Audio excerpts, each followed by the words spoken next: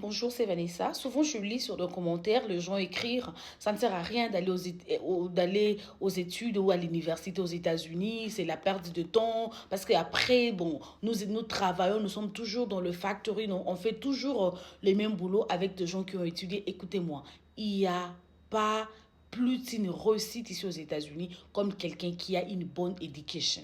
Quelqu'un qui a un degree, ce qu'on appelle un diplôme ici, universitaire. Ça peut être de collège, ça peut être universitaire. Il n'y a pas mieux que ça. Moi, je l'ai toujours dit, il n'y a pas un succès, il n'y a pas une réussite ici aux États-Unis, une bonne, hein, s'il vous plaît. Parce qu'il y a réussite et réussite. Et c'est là aussi, ça dépend de la réflexion d'une personne à une autre. Qu'est-ce que pour vous une réussite? Une réussite pour vous, c'est quoi? Est-ce qu'il suffit seulement d'avoir sa voiture, manger et tout? Chacun de nous a sa façon de réfléchir sur ce qu'on appelle la réussite. Il y a d'autres, le fait seulement d'avoir une voiture, il va au caillou, il a 500 dollars à la fin de la semaine. Pour cette personne-là, pour elle, c'est ça la réussite. Il y a d'autres qui voient beaucoup plus. Il y a d'autres qui préparent la retraite. Il y a d'autres qui voient la vie des enfants. Il y a d'autres qui voient un peu mieux, supérieur. Aïe! Vous comprenez? Donc, si vous parlez de la réussite, il faut voir, il ne faut pas généraliser. Il faut voir quel mode de vie moi je veux. Où c'est limite ma réflexion. Où c'est limite ma compréhension. C'est ça le problème. Alors, ici aux États-Unis, moi je l'ai toujours dit, il n'y a pas une bonne réussite aux États-Unis comme avoir son diplôme. Ce qu'on appelle les degrees. Mais aussi, les diplômes, tout simplement, ne suffit pas ici aux États-Unis. Il faut ajouter à la connaissance et à la compétence. Vous devez ajouter dans votre diplôme la compétence et la connaissance. Parce qu'ici aux États-Unis, sur le marché d'emploi, c'est tellement serré, c'est tellement concurrentiel qu'on ne prend que de meilleurs. Tu as fait les social workers, tu as fait le nursing, tu as fait la comptabilité, tu as fait le management, tu as fait tout ce que le business et tout. On ne prend que le meilleur. Tu dois avoir une bonne compétence. Ici aux États-Unis, on fait la mise à jour de son niveau. Il ne suffit pas simplement de dire que j'ai les bachelor's degree on this, j'ai des masters, j'ai l'associate degree. You have to prove it. Tu dois prouver votre qualité, tu dois prouver le niveau de votre diplôme. Et aussi, avant d'embrasser votre carrière, il y a un examen qu'on exige dans tout le state, et je pense, c'est ce qu'on appelle les boards. Pas aussi simplement d'avoir les diplômes, la compétence, mais il faut passer cet examen, on appelle ça board. Cet examen, c'est ce qui va vous qualifier d'avoir un numéro de votre filière. C'est-à-dire, vous êtes social work, avant d'être social work, être admis comme assistant social ici aux États-Unis, vous devez passer cet examen après votre diplôme, après votre collation, après vos études universitaires. Vous devez passer cet examen-là pour que vous soyez enregistré comme social worker. Ou pour que vous soyez enregistré comme nurse, infirmière, ou pour être enregistré comme médecin ici aux États-Unis. Donc, il ne suffit pas simplement. Donc, il y a des étapes, il y a des choses à faire après les diplômes. Voilà pourquoi vous allez voir que nos enfants, et moi je le dis, ce n'est pas parce qu'ils ne sont pas intelligents, parce que c'est un examen très strict, c'est un examen, je dirais, aussi difficile, complexe.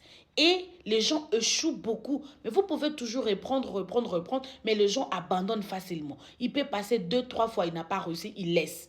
Et pendant ce temps-là, vous ne pouvez pas exercer avec votre diplôme tout simplement. Voilà pourquoi vous allez voir quelqu'un qui a été collé, il a les bachelor's degree, mais il ne peut pas exercer par exemple comme BSN, ou il ne peut pas exercer comme social worker, ou il ne peut pas exercer comme médecin qui a fini en médecine. Vous avez assisté dans sa collation de grade académique, mais tout simplement parce qu'il n'a pas réussi cet examen-là. Et moi, j'interpelle ici les parents. C'est ici où le rôle de la famille joue. C'est ici où c'est très important les rôles de la famille. Pourquoi? Parce que vous devez accompagner vos enfants. Vous devez accompagner les membres de vos familles dans le choix de leur major ici aux États-Unis. Vous devez voir cet enfant est compétent dans quel domaine. Parce qu'après, il va prouver cela. Quelqu'un qui a quand même peur de plaies, qui a peur de blessures, il va faire le nursing. OK. Mais aussi, il doit s'adapter à ça. Parce qu'il doit prouver comment il est infirmier, elle est infirmière, comment il est médecin, comment il est assistante sociale. Vous devez prouver cela. Et vous devez le faire, bien évidemment, à l'aide de cet examen-là. Voilà pourquoi vous allez voir que la plupart de nos enfants finissent à l'université, mais n'embrassent pas ce qu'ils ont étudié à l'université ou ne font pas de carrière là-bas, tout simplement parce que soit ils échouent dans cet examen-là des boards, ils ne peuvent pas avoir les numéros de leur filière et où après tout simplement la compétence, ils ne se sont pas aussi plus compétents ou compétentes pour exercer ce dont ils ont étudié à l'université. Donc il ne faut pas dire que les études ici aux États-Unis, ça ne sert à rien, même si vous avez fait l'université, non. Il n'y a pas une bonne réussite aux États-Unis comme avoir son degré. Et après avoir son degré, vous associez ça avec les licences, la licence. Vous allez voir quelqu'un qui a son diplôme, il a la compétence, il connaît, il sait faire la mise à jour de son niveau, il a sa licence, il a passé son board. Je ne vois pas comment il ne peut pas faire sa carrière. Je ne vois pas.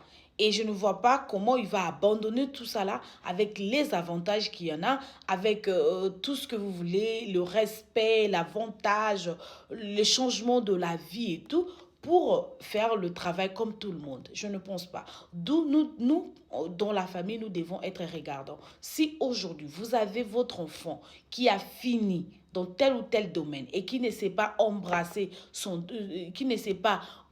la carrière, c'est-à-dire travailler dans la filière où elle a étudié, s'il vous plaît, essayez de parler avec l'enfant ou de demander que cet enfant-là refasse ce board ou encore d'augmenter son niveau de connaissance parce qu'il faut faire la mise à jour de sa connaissance. Vous allez voir qu'aussi aux États-Unis, on ne vend pas seulement les noms, mais ici aux États-Unis, on vend plus la connaissance. Voilà pourquoi les études ici aux États-Unis, c'est beaucoup plus coûteux et c'est complexe parce que les États-Unis, vendent de la connaissance, les savoirs. Personne qui a les savoirs ici aux États-Unis est riche.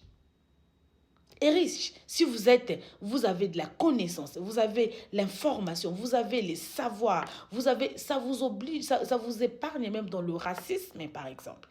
Quelqu'un qui est compétent, qui est intelligent, qui a un niveau académique, qui a son diplôme, sa licence, tout ce que vous voulez, est épargné du racisme.